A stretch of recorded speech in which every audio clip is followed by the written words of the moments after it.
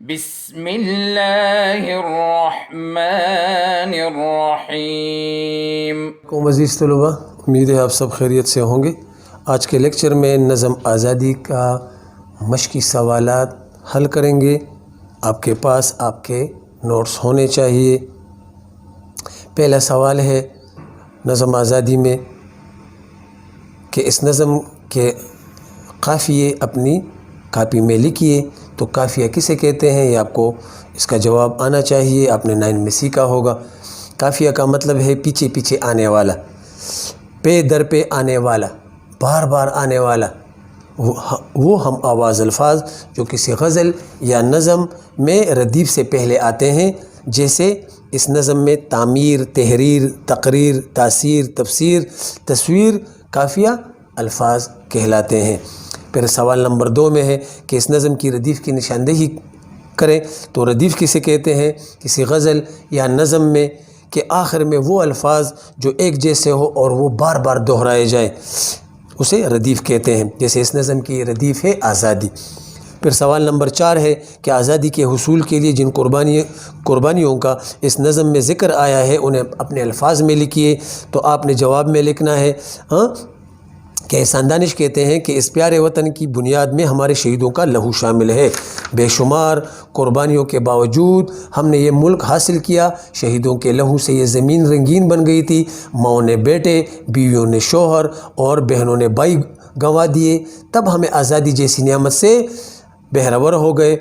اس کے پیچھے 200 سال کی خون آلودہ تاریخ ہے۔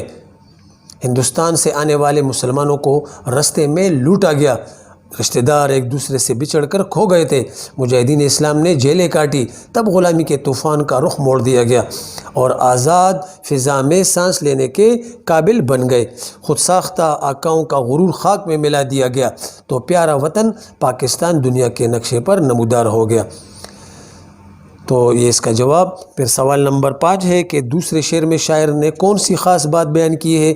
تو آپ نے جواب لکھنا ہے کہ اس نظم کے دوسرے شعر میں شاعر نے یہ خاص بات بیان کی ہے کہ جس ملک میں تحریر و تقریر پر پابندی ہو، لوگوں کے احساسات و جذبات کا اظہار کھل کر نہ ہو سکے، بحث و مباحثے کے ذریعے حکومت کی غلط پالیسیوں کو تنقید کا نشانہ بنا سکے، اخبارات، رسائل اور ٹی وی پروگراموں پر حکومت کے خلاف آواز اٹھانے پر پابندی ہو، تو یہ آزادی نہیں بلکہ آزادی کی تحقیر ہے، آزادی کی بے قدری ہے۔ سوال نمبر 6 ہے کہ مدر ذیل سابقوں سے دو الفاظ بنائیے: پر، بے، غیر، خوش۔ تو آپ اس کا جواب اس طرح لکھ سکتے ہیں کہ جنس لفظ کے آخر میں کوئی اور لفظ لگا کر اس کو بامانی کر دیا جائے، اسے سابقہ کہتے ہیں۔ اور اس کے بعد 8 نمبر کوشچن ہے، تو اس میں الفاظ ہے، آپ کو ان الفاظ کو جملوں میں استعمال کرنا ہے۔ کوشچن نمبر 9 میں قواعد کے روح سے مدر ذیل کس قسم کے مرکبات ہے؟ تو آپ نے ایک سائڈ پہ لکھنا ہے الفاظ و مرکبات یا مرکبات کی پہچان، اس طرح لکھنے ہیں: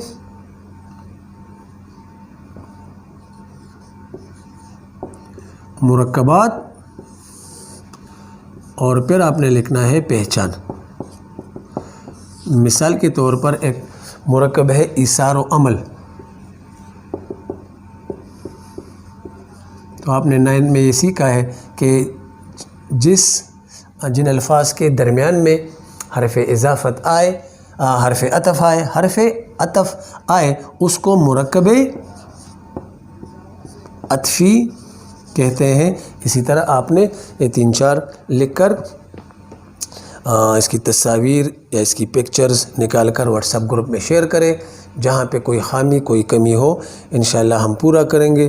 اپنا بہت سارا خیال رکھیے گا۔ والسلام۔ اللہم انفعنا بما علمتنا وعلمنا ما ينفعنا وزدنا علما۔